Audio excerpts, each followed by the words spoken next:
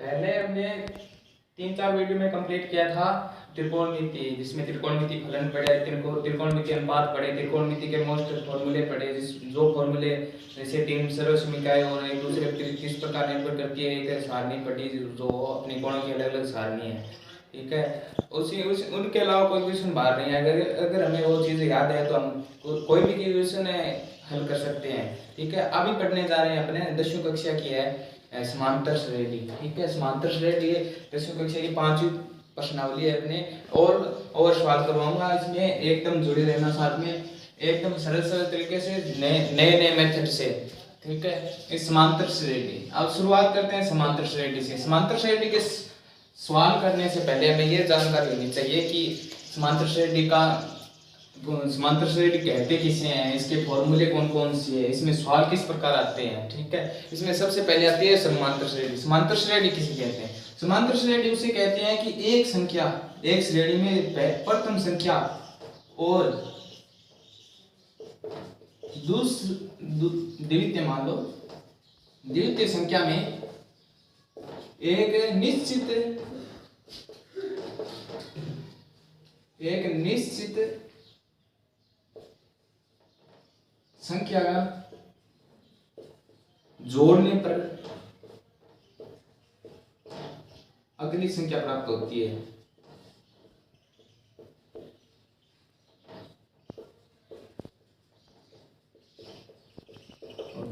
मतलब ये जोड़ ऋणात्मक भी हो सकता है, मतलब घट भी सकता है, और धनात्मक भी हो सकता है।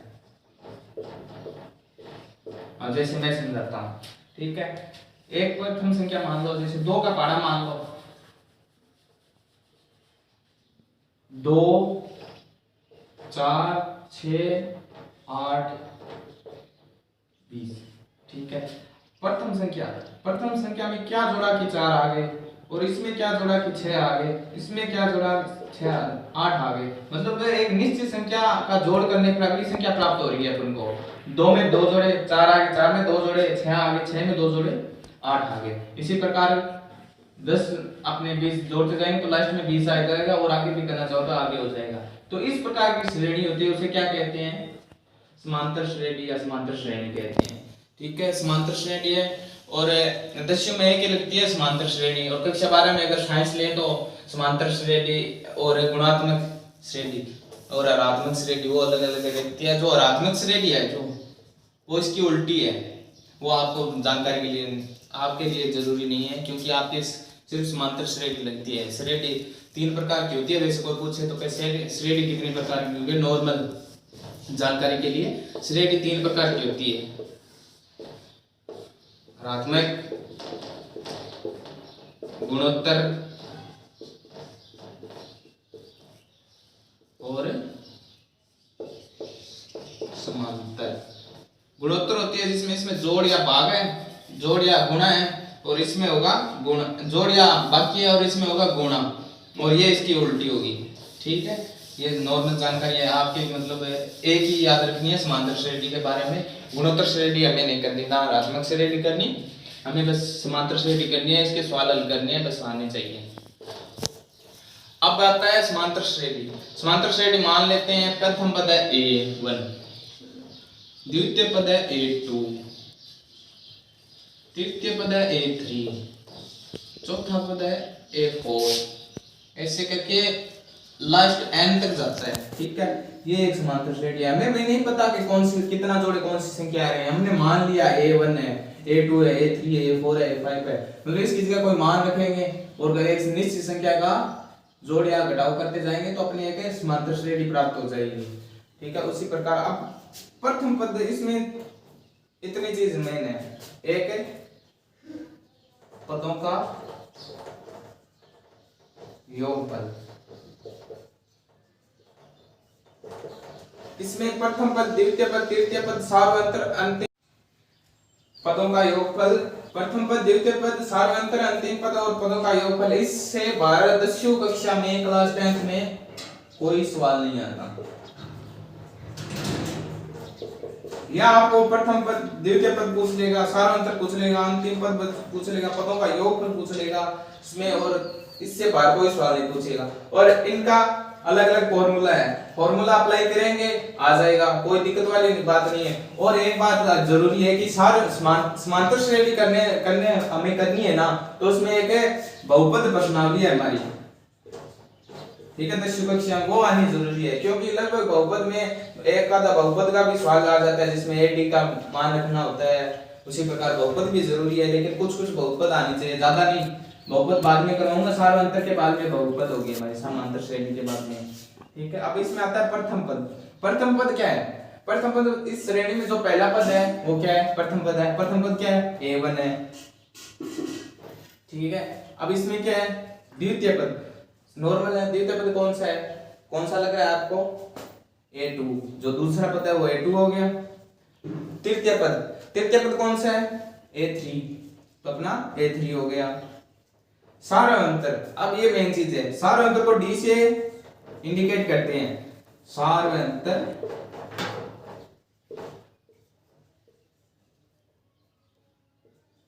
D से इंडिकेट करते हैं। अब D क्या होता है? सार्वंतर क्या होता है? सार्वंतर ये होता है इसमें से A2 में से A1 घटाएं, मतलब जो संख्या जोड़ के चल रहे हैं, जिस प्रकार है 2 1 बना के कर देता हूं, 4 6 8 20 है। अब 2 में 4 जोड़ा, 2 में 2 जोड़ा, 4 में 2 जोड़ा, जो संख्या जुड़ती जा रही है ना, जैसे इसमें भी 2 जोड़ा, इसमें भी 2 जोड़ा, यहाँ पर भी 2, यहाँ पर भी 2, यहाँ पर भी 2, और आगे यहाँ पर भी 2, लास्ट में जाके यहाँ पर भी 2, 2 जुड़ रहे हैं। जो संख्या जुड़ रही है ना वो D कहलाती है अपनी।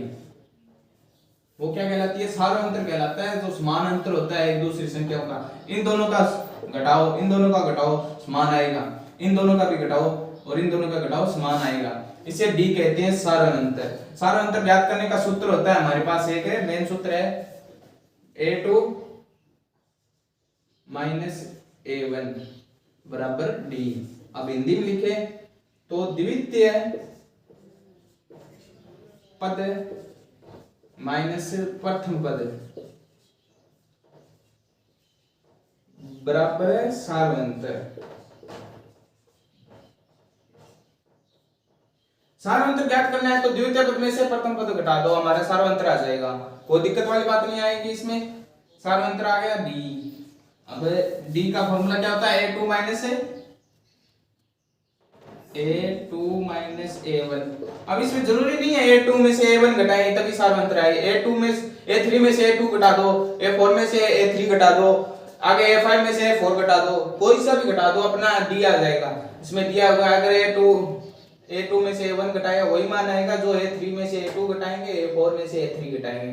जैसे उसी प्रकार का बोला था ना, 2 4 6 ऐसे 20 तक जाता है। इसमें से ये घटाया 2 आएगा, यहाँ पर भी 2 आएगा, आगे भी 2 आएगा। तो सार्वंतर ये भी सही है, ये भी सही है, मतलब हम कोई सी भी संख्या, पहली संख्या बाद की संख्या में पहली संख्या घटा देना, अपना सार्वंतर आ जाएगा। A2 D A1 है, A से लिख देता हूँ, D और A से लिख लें, ठीक है। A2 - A1। अब आता है अंतिम पद। अंतिम पद मान लो n तक जाता है कोई, n में क्या भी है, n में n बराबर 1 भी हो सकता है, 5 भी हो सकता है, 1 हो सकता है, n बराबर 4 हो सकता है, मतलब हमें नहीं पता, लेकिन हम मान लेते हैं n तक जाता है कोई। किसी में n पद है, पदों की संख्या कितनी है? n है। इस प्रकार 2 4 6 8, इसमें पदों की संख्या कितनी है? 4 है। तो यहाँ पर n बराबर क्या हो गया? 4। और उसी प्रकार है 1 2 3 ऐसे जाकर n तक जाता है। तो इसमें पदों की संख्या कितनी है? n है। और अंतिम पद को किससे इंडिकेट करते हैं? a n से। a का मतलब पहला पद, n मतलब a का मतलब पद जो बढ़ रही है संख्या, वो संख्या, n मतलब कितवां पद है, पदों की संख्या। अंतिम पद मान लो an ज्ञात करना है। अब क्या है अंतिम पद? ज्यादातर सवाल आते हैं अपने 1 2 नंबर में, अंतिम पद ज्ञात करना या सार्वंतर ज्ञात करना, ठीक है। अंतिम पद ज्ञात करने का, सार्वंतर ज्ञात करने का मैंने सूत्र बता दिया। अब अंतिम पद ज्ञात करना है। अंतिम पद ज्ञात करने का सूत्र होता है a + n - 1 * d। अब क्या है ये? a क्या है, n - 1 क्या है और d क्या है? अब समझाता हूं पूरा, ठीक है। पहले ऊपर लिख देते हैं सवाल को, अंतिम पद को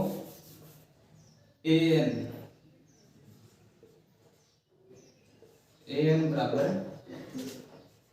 ए plus N minus one into D. ठीक है, अब ए क्या है? ए बराबर तो होगा प्रथम पद है, जो हमारी श्रेणी में पहला पद दिया होगा ना वही अपने ए के बराबर होगा। यहाँ पर उसका मान रखना है ए की जगह। ठीक है, एन क्या होगा? एन पहले भी बताया था, पदों की संख्या।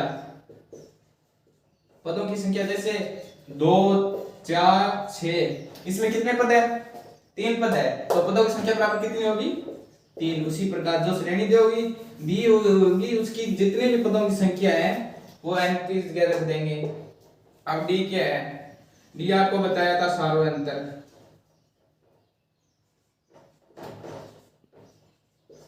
सार्वंतर है।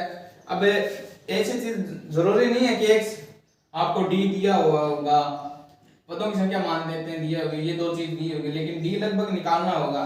d निकालने के लिए अपने पास ये सूत्र है a2 a1। ये इससे d निकल जाएगा, d से यहाँ पे मान पुट करने पर अपने an अंतिम पद आ जाएगा। ठीक है, अब अंतिम पद ज्ञात करने का सूत्र क्या है? an बराबर a plus n minus 1 into D. कोई अब अपने आते हैं अंतिम पद का सूत्र क्या बोला मैंने? a plus n minus 1 into D. ठीक है, प्रथम पद हो गया, द्वितीय पद हो गया, तृतीय पद हो गया, सार्वंतर हो गया। अब अंतिम पद है, अब पदों का योगफल।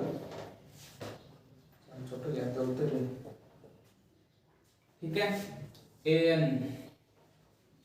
अब है अपने पदों का योगफल, ये रहा है। पदों का योगफल ज्ञात करने के लिए हम क्या करेंगे? पदों का योगफल ज्ञात करने का सूत्र है, हमें याद करना होगा, जिसे Sn से इंडिकेट करते हैं। Sn पदों का योगफल, इसमें n/2 2a plus n minus 1 into D. ये हमारा क्वेश्चन है। Sn बराबर है पदों का योगफल ज्ञात करने के लिए। और मैंने बता दिया है a बराबर क्या है?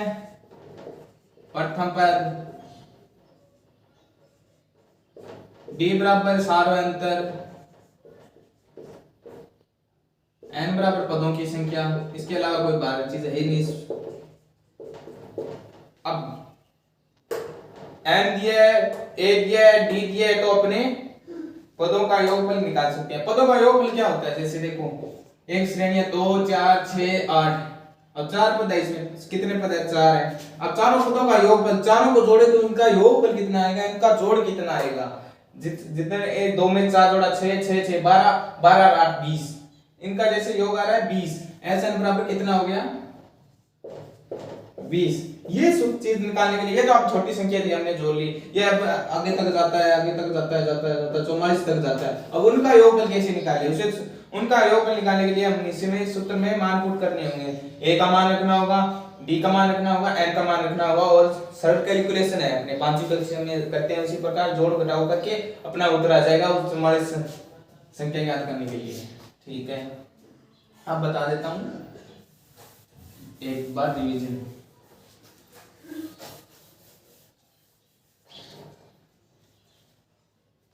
एक तो अंतिम पद ज्ञात करना देंगे हमें। अंतिम पद ज्ञात करने का सूत्र an minus a into D. Sn बराबर n/2 2a plus n minus 1 into D. अब d ज्ञात करने का सूत्र d सार्वंतर a2 माइनस a1। ठीक है, अब इसके अलावा कोई सवाल बाहर नहीं है। इसमें कैसे सवाल आएगा?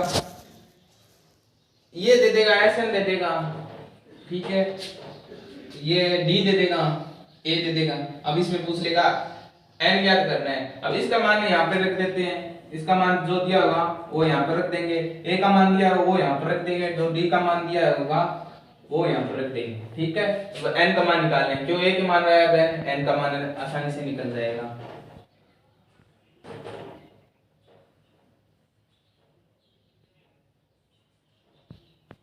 अब उसी प्रकार इसी में, इसमें an नहीं दिया होगा और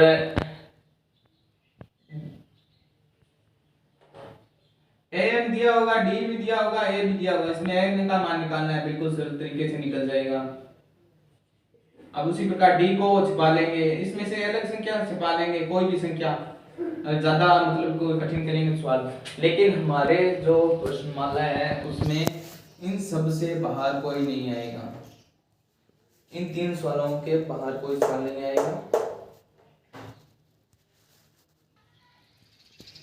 ठीक है, अब हमें समांतर श्रेणी के बारे में जो भी सवाल थे, जो भी हमारे फॉर्मूले थे इंपॉर्टेंट है जो मैंने बता दिए हैं। अब अगली कक्षा में हम पढ़ेंगे इसके ऊपर जो उदाहरण है, एग्जांपल मोस्ट है, और ज्यादातर कौन से एग्जांपल हमारे से कक्षा में लिए जाते हैं, परीक्षाओं में लिए जाते हैं, आने वाली परीक्षा में उसी प्रकार। और इसमें भी एक चीज और रही है, वो बाकी अगले वीडियो में पढ़ाऊंगा मैं। ठीक है, धन्यवाद।